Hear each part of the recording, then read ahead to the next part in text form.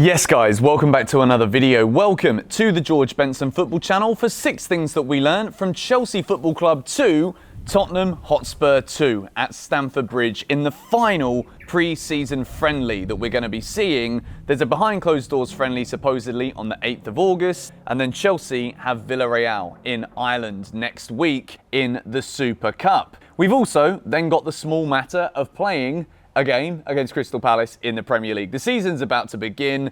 Lukaku is on his way. There'll be a second video out later. Subscribe to GBFC if you are new around here. We do 6 things we learn after every single game.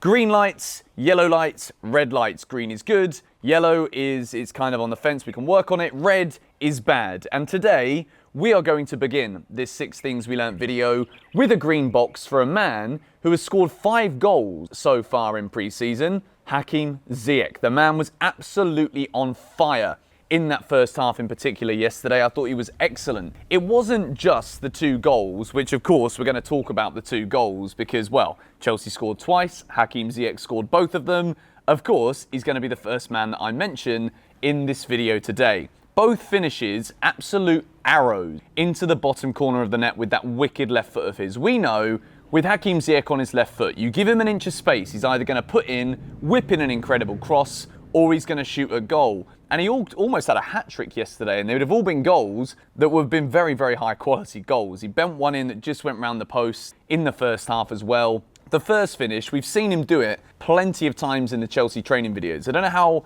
much you guys watch the Chelsea training videos when they're doing shooting practice or whatever, but Hakim Ziyech, you can just see the quality that this man has with his left foot. And I've said it earlier on in this pre-season, I thought, particularly at the beginning of pre-season, with all of the links that were coming out, and there still are rumours linking Hakim Ziyech to AC Milan to be reunited with Olivier Giroud. Hakim Ziyech was one of those players at the beginning of this transfer window who I did think, if the right money came in, Chelsea would consider selling him, because in terms of a debut season last year, it didn't really set the world alight. There were moments of magic, moments of brilliance, but it wasn't that breakthrough opening season. However, during the pre-season matches where we've seen Hakim Ziyech, I am strongly believing that he might even feel like a new signing this season because he looks like he's in great form. He looks incredibly fit. He's obviously not had any football during the summer, so he's had time to recover. Full pre-season, one of the first players back into training, and you can see he is absolutely ready for the season, gets himself 2 more goals to his name, and it was a fantastic performance from Mr. Hakim Ziyech. We move into box number 2, and it goes to a man who really impressed me last night. He almost scored the goal that would have been the winner. Tino Anjorin, absolutely full of energy, this lad. You can see that even though it's a friendly, there were times, even Hakim Ziyech's first goal, for example, you can see the Spurs defenders kind of like walking back towards the goal as if they were just having a nice little day out on the green, you know?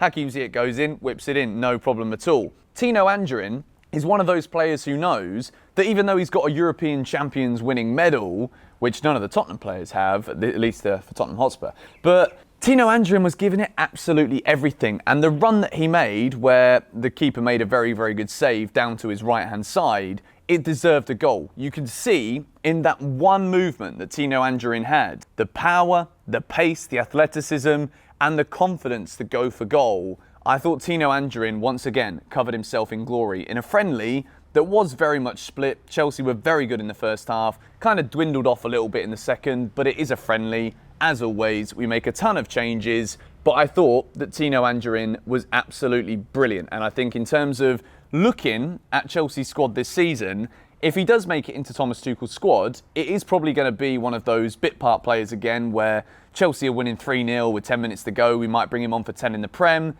If not, he plays the League Cup games. It could be that again for Tino. I think he's definitely good enough to get a decent loan move away, but I also think in a squad with the quality that this Chelsea team has, off the back of getting that Champions League winners medal, I think Tino Anjorin would also do well to stay with us this season. We move into box number 3, and I've got to talk about this man because the game was obviously a friendly, right? I've already established that, we already know that, but N'Golo Kante doesn't do friendlies, which is kind of ironic because he's often regarded as one of the friendliest footballers there is. But no, not against Tottenham Hotspur, not in a Chelsea Football Club shirt, because he's too good. I don't know if it's because he didn't want to treat it like a friendly, or if he's just above and beyond anyone else on the pitch. N'Golo Kante, I'm going to make a bold statement here. N'Golo Kante, at this moment in time, I think is the best player in Europe. I honestly do. After what he did in the run into Chelsea, lifting that Holy Grail famous trophy, the Champions League, above his head, which again is almost the size of him, the geezer. It's crazy.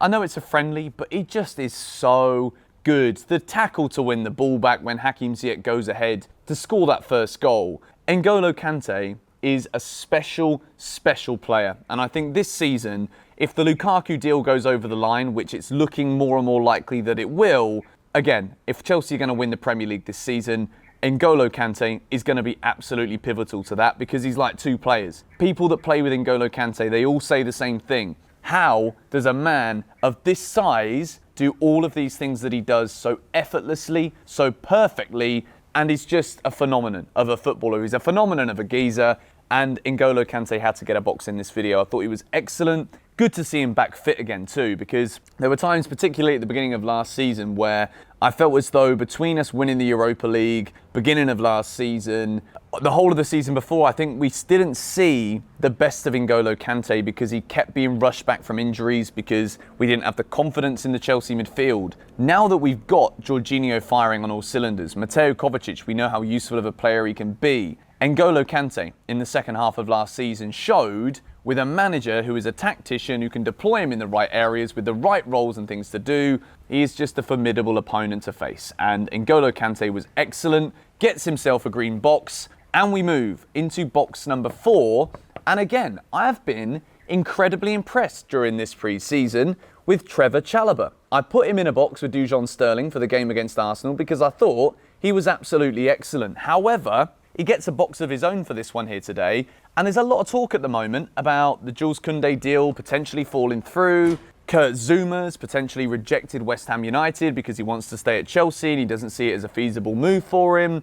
And therefore, if Zouma is the difference between Chelsea going in and signing Koundé or not, then maybe just promoting Trevor Chalobah into the first team as a backup isn't the worst idea at all. He put in a fantastic block to deny, I think it was Heung-min Son, and if obviously Son would have converted that, then Chelsea lose the match. Brilliant from him, and he looks so confident. You know, he knows a lot of the players because he's grown up with a lot of these players as well. So it's not like he's a youngster who doesn't know anybody, who we're trying to bleed in. I think he's got a lot of quality. And, you know, a lot of people might say you're stupid for turning down Jules Koundé, who's going to cost 80 million euros. But at the same time, I said yesterday in the video we posted here on GBFC, I do rate Kurt Zouma. I would not be disappointed if he didn't leave the club.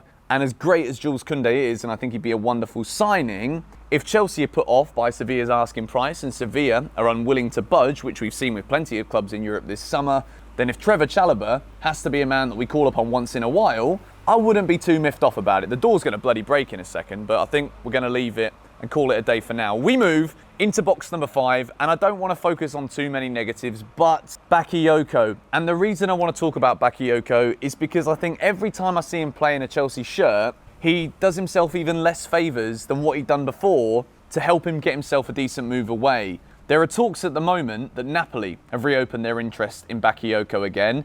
And after seeing what I saw last night again against Spurs, you know, Tottenham, they're not one of your top upper echelon Man City, Liverpool or Man Uniteds of this world, but they're still, you know, given credit where it's due. They might get top 4 once in a while. So they're a decent side. Bakayoko, it's just, I don't know, man. Every time I see him play, I just think he looks lost in a Chelsea shirt. I don't know what it is. And the fact that there's still clubs, big clubs in Europe that are sniffing around him. The issue is, I think everybody sees a player that could be in Bakayoko. So they ask for a loan from Chelsea with an option to buy that probably won't get sanctioned because they might see that spark once in a while, but not frequent enough to go ahead and say, you know what, Chelsea, is 25 million euros for him or whatever Chelsea are asking for.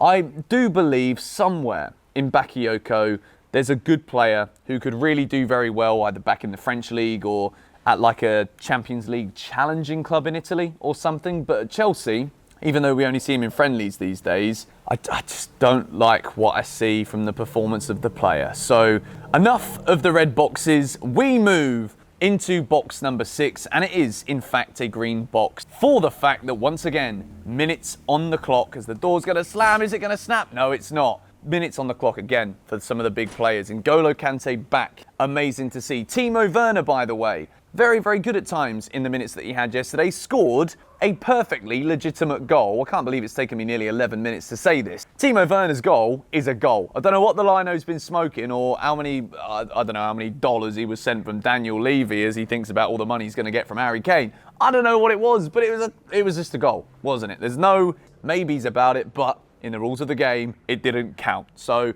enough of that, blah, blah, blah. Minutes under the belt. Players are getting ready for next week. We've got Villarreal in the Super Cup and Crystal Palace in the Premier League. We've got to start as we mean to go on. Get ourselves another trophy. Get Romelu Lukaku through the door so that he can absolutely atone for the error in 2013, which didn't enable him to lift the Super Cup for Chelsea. Or was it 2012? 2012. But Lukaku's on the way, so expect another Chelsea FC news video later today.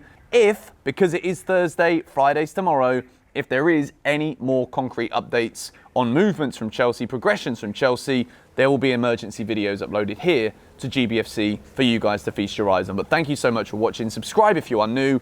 Hit the like button if you enjoyed the 6 things we learned. The season is getting close. I cannot bloody wait. Thank you guys for watching again. See you all later. Come on, you Blues. Champions of Europe.